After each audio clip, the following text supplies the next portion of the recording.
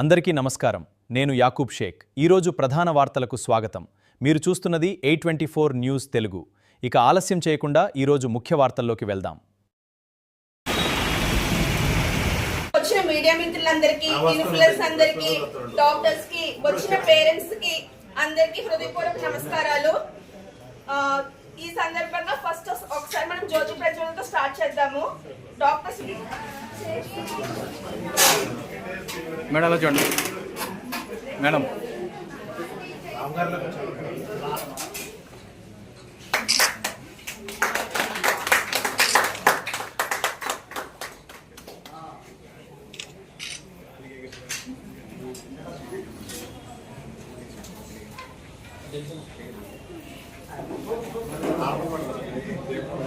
అనిపిస్తుంది.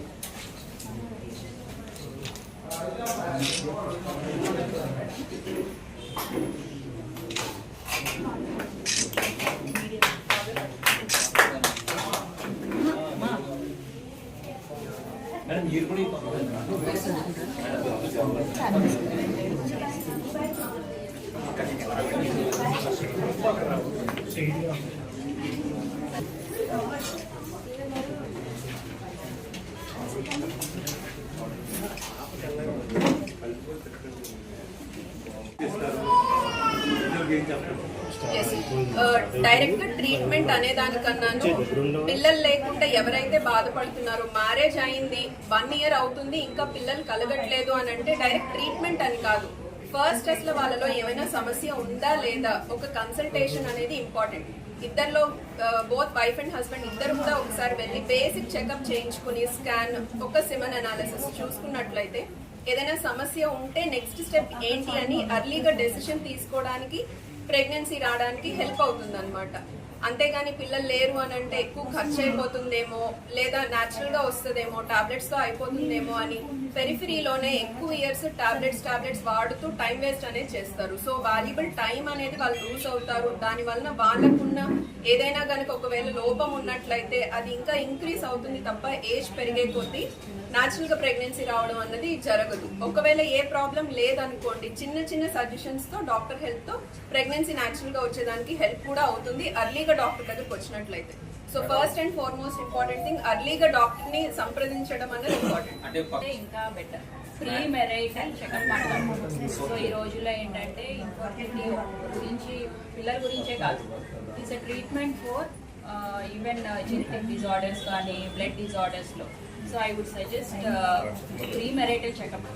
So youth ఎవరైతే ఏంటంటే వాళ్ళ యొక్క బాధ్యతగా ముందుకు వచ్చి వాళ్ళ యొక్క చెకప్ చేయించుకుంటే, సో వాళ్ళ కండిషన్ ఎలా ఉంది, హెల్త్ కండిషన్, ఇప్పుడు మనం బ్లడ్ గ్రూప్ ఎలా చెక్ చేయించుకుంటాం అలాగే ప్రీ మ్యారేటల్గా వైరల్ మార్కర్స్ చెక్ చేయించుకోవటం, జెనెటిక్ చెకప్ చేయించుకోవటం, అలాగే వాళ్ళ ఫ్యామిలీ హిస్టరీ ముందే డాక్టర్తో డిస్కస్ చేస్తే that is the take home point today what I feel. ఇప్పుడు అందరూ మ్యారేజ్ లేట్గా చేసుకుంటున్నారు. 35 years ఆ టైంకి ప్రెగ్నెన్సీ ప్లాన్ చేస్తున్నారు. దాని గురించి అది ఎంతవరకు అదే అండి ప్రీ మ్యారేటల్ ఎందుకు అని అంటే చాలా మంది వాళ్ళ ఫ్యామిలీ సిచ్యువేషన్స్ బట్టి, కెరియర్ ఓరియంటేషన్, అలాగే వాళ్ళకున్న డిసీజెస్ బట్టి ఫ్యామిలీ సిచ్యువేషన్స్లో కూడా కొంతమంది మ్యారేజెస్ అనేవి డిలే చేసుకుంటూ ఉంటారు. సో ఫిమేల్స్ కానీ మేల్స్ కానీ ఎగ్స్ ఫ్రీజ్ చేసుకోవడం, సైడ్ ఫ్రీజింగ్ చేసుకోవడం, స్పర్మ్ ఫ్రీజ్ చేసుకోవడం వల్ల ఏమవుతుంది అని అంటే వాళ్ళు ఏదైతే వాళ్ళ యొక్క రిప్రొడక్టివ్ హెల్త్ని వాళ్ళు ఫర్దర్గా పోస్ట్పోన్ చేసుకోవచ్చు. సో అదే క్వాలిటీ తోటి వాళ్ళు రేపన్న రోజు బేబీతో ముందుకు వెళ్ళొచ్చు అనమాట. బట్ ఫస్ట్ అనేది అగైన్స్ నేచర్ వెళ్లకుండా పాసిబిలిటీ ఉంటే అర్లీగా మ్యారేజ్ ఫినిష్ చేసుకోవడం. ఒకవేళ అది పాసిబిలిటీ లేనప్పుడు వాళ్ళకి ఏమైనా సిమ్టమ్స్ ఉంటాయి, పీరియడ్స్ ఇర్రెగ్యులారిటీ అవ్వనివ్వండి, మెన్లో అవ్వనివ్వండి, స్మోకింగ్ హ్యాబిట్, డ్రింకింగ్ హ్యాబిట్, ఇటువంటివి ఉండేటప్పుడు కొంచెం ఒక్కసారి కన్సల్టేషన్ తీసుకుని ఇలా మ్యారేజ్ అనేది పోస్ట్పోన్ చేస్తున్నాము, మా కండిషన్ బాగుందా లేదా అని చెక్ చేసుకుని అంతా బాగానే ఉన్నట్లయితే కనుక ఏ ప్రికాషన్స్ తీసుకోవాలి. లేట్ మ్యారేజ్ చేసుకున్న వాళ్ళైతే అసలు వాళ్ళకి స్వతహాగానే రిజర్వ్ లేదు, ఎగ్ కౌంట్ కానీ స్పర్మ్ కానీ లేదు అని అంటే మెజర్స్, ఊసైడ్ ఫ్రీజింగ్ కానీ సెమెన్ ఫ్రీజింగ్ కానీ ఎలా చేసుకోవాలి అన్నది చూడాలన్నమాట.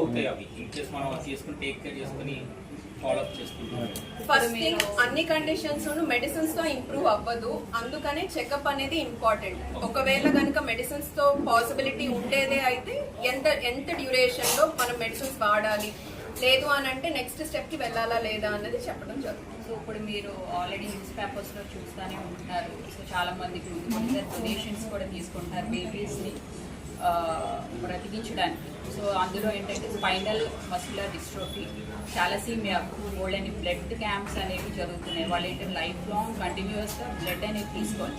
సో దాన్ని మనం ఎర్లీగా ఎలా డిటెక్ట్ చేయొచ్చు అని అంటే ఒక ప్రీ మెరైటల్ చెకప్. సో ఇందులో ఏంటంటే ముందే మనం క్యారియర్స్ కింద ఉన్నారు లేదా కపుల్స్ క్యారియర్స్ కింద ఉన్నారు అని అంటే వీళ్ళకి ట్రీట్మెంట్ ఏంటంటే ఫర్దర్ జనరేషన్ మనం సఫర్ అవ్వకుండా ఉండాలంటే ఐవీఎఫ్లో మాత్రమే ఆ ట్రీట్మెంట్ ఉంది. ఐవీఎఫ్ పీజీటీ అంటారు, pre genetic checkups with aneuploidy, monogenic disorders కానీ స్ట్రక్చరల్ రీఅరేంజ్మెంట్స్, ఈ అన్ని కటింగ్ ఎడ్జ్ ట్రీట్మెంట్స్ మనకి ఇక్కడ రాజమండ్రిలో అవైలబుల్గా ఉంటాయి.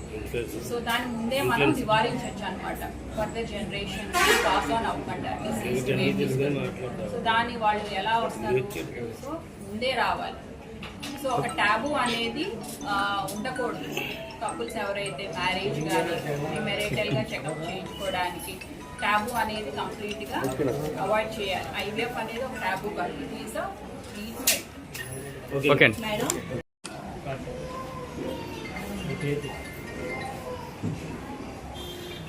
ఇక్కడికి వచ్చిన ముఖ్యంగా మన గెస్ట్ పేరెంట్స్ వచ్చిన వాళ్ళకి, తర్వాత మీడియా ప్రతినిధులకి, కపుల్స్ ట్రీట్మెంట్ కోసం వచ్చిన కపుల్స్, అలాగే మన స్టాఫ్ అందరికీ కూడా ఈరోజు వరల్డ్ ఐవీఎఫ్ డే శుభాకాంక్షలు.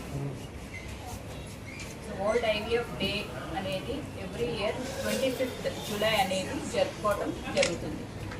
వరల్డ్ ఐవీఎఫ్ డే సెలబ్రేషన్స్ అసలు దీని యొక్క ప్రాముఖ్యత ఏంటంటే జూలై 25th 1978 ఇయర్లో యూకేలో ఫస్ట్ ఐవీఎఫ్ బేబీ అనేది డెలివరీ అయిందన్నమాట. ఆవిడే Louis brown. So scientist pioneers Robert Edwards, Patrick Steptoe వాళ్ళ యొక్క కృషితోటి లూయి బ్రౌన్ అనే ఫిమేల్ చైల్డ్ అనేది బర్త్ ఇవ్వడం జరిగింది. సో దాన్ని మనం every year world IVF day కింద సెలబ్రేట్ చేసుకుంటున్నాం. సో దీనికి ఒకటి scientist, pioneers, doctors, also infertility seek చేస్తున్న కపుల్స్ కూడా వీటి యొక్క కృషి వల్ల మనం ఈరోజు ఈ మిరాకిల్స్ అనేవి చూస్తున్నాం. World wide 12 million IVF babies అనేది ఇప్పుడు వరకు బర్త్ అనేది చూస్తున్నాం అనమాట. So it is a miracle and at the same time ఏంటంటే హోప్. సో దీన్ని మనం ఎవ్రీ ఇయర్ 49లో రెగ్యులర్గా జరుపుకుంటున్నాము. ఇది మాకు ఒక ఫెస్టివల్ లాంటిది. సో చాలామంది కపుల్స్ ఓన్లీ 3 tier సిటీస్లోనే అందుబాటులోనే ఉంటాయి అడ్వాన్స్డ్ ట్రీట్మెంట్స్ అని. బట్ మనకి 49లో 2 tier సిటీస్లో కూడా సేమ్ అడ్వాన్స్ ట్రీట్మెంట్స్ ఎక్కడైతే సిటీస్లో మెట్రోపాలిటన్ సిటీస్లో మనం చూస్తాం, సేమ్ అదే టెక్నాలజీ అనేది మనం ఇక్కడ కూడా చూస్తాం. సేమ్ అదే ఎక్విప్మెంట్, సేమ్ అదే expertise and same high end investigations, treatments కూడా మన దగ్గర జరుగుతున్నాయి. So it is a celebration to all of us. ఈ వితిన్ 2 yearsలో ఐవీఎఫ్ మేము ఇక్కడ 3rd ఐవీఎఫ్ అనేది సెలబ్రేషన్ జరుపుకుంటాం 49 రాజమండ్రిలో. సో ఈ 2 yearsలో మేము ఆల్మోస్ట్ క్రాస్ 500 ఐవీఎఫ్ సైకిల్స్ అనమాట. So we feel very proud as a 49 family in Rajahmundry.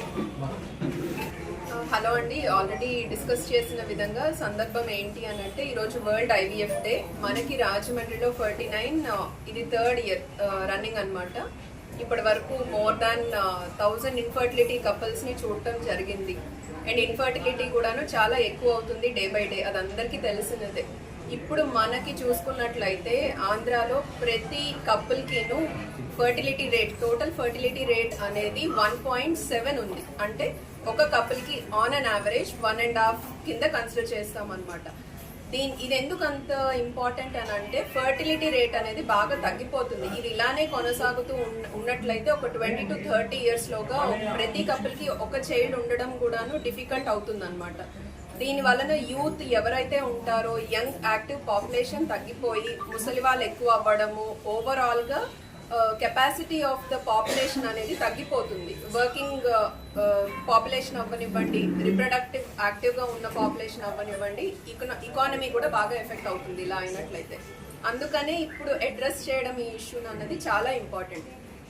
ఇకపోతే ఇన్ఫర్టిలిటీ విషయానికి వచ్చేసరికి female factor or male factor, మనకి సాధారణంగా సొసైటీలో ఉన్న అపోహ ఏంటి అనంటే ఇన్ఫర్టిలిటీ అనంటే ఫీమేల్లోనే ప్రాబ్లం అని. బట్ కాదు, స్టాటిస్టిక్స్ కానీ రీసెర్చ్ కానీ స్టడీస్ ఏం చెప్తుంది అనంటే 50-50. మన దగ్గరికి వచ్చే పేషెంట్స్లో 50% మంది మగవారి లోపం వలన పిల్లలు కలగకుండా బాధపడుతున్నారు. వాళ్ళందరూ కూడాను ఫీమేల్లోనే లోపం ఉంది అనుకుని వదిలేస్తున్నారు అనమాట. నెక్స్ట్ ఏంటి అని ట్రీట్మెంట్ చేయించుకోకుండా. ఇది one of the important thing. Next వచ్చేసరికి మనం 49లో రాజమండ్రిలో ఇది 3rd ఇయర్ అవ్వటం, ఇంతమంది ఇన్ఫర్టైల్ కపుల్స్కి ఇప్పుడు మీరు చూసినట్లయితే ఇక్కడ కూడాను చాలా మంది విత్ బేబీస్ వచ్చారు. డెలివరీ అయ్యి వాళ్ళ పిల్లలతోని వచ్చి మనతో ఈ సెలబ్రేషన్ని పార్టిసిపేట్ చేసుకుంటూ ఉన్నారనమాట. And coming to 49, not only treatment, research పరంగా కూడాను క్లినికల్ రీసెర్చ్ అంటే ఏంటి అని అంటే ఇప్పటి వరకు మనం ట్రీట్మెంట్ చేసే విధానాలు ఎలా ఉన్నాయి, ఏ ఏరియాలోనైనా మనం మెరుగుపరుచుకోగలుగుతామా, ల్యాబ్ ఎలా ఉంది, మన ల్యాబ్ ఎక్విప్మెంట్ కానీ అడ్వాన్స్డ్ వరల్డ్ క్లాస్ టెక్నాలజీ ఏదైతే వాడుతున్నామో ఏ ఏరియాస్లో బెటర్ అవ్వగలమా, ఇదంతా కూడాను ప్రోటోకాల్స్ ఫిక్స్ చేయడం, ఇవాల్వ్ అవుతూ ఉంటాం అనమాట. అందుకనే క్లినికల్ ఎక్సలెన్స్తో పాటు రీసెర్చ్ కూడా 49లో ఉందన్నమాట. సో ఇవి మనకున్న అడ్వాంటేజెస్ బ్రీఫ్గా.